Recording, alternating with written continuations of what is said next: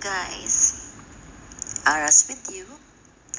Did you know that life gets tough sometimes? And those challenges can cause us to lose our spirit or hope in an instant? But spending time to reflect on what means most to us is a quick and easy way to lift our mood.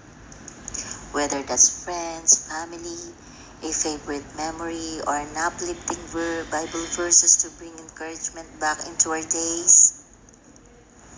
The Bible has a consistent message that the Lord is always here for us.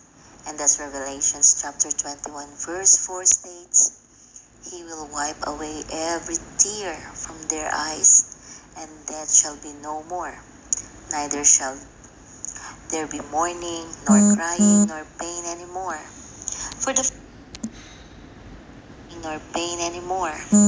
For the former things have passed away.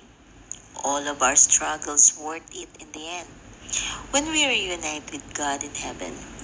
So until we meet our Maker, take a look back at these uplifting words of scriptures and recognize that God will never leave our side, especially when we need it the most.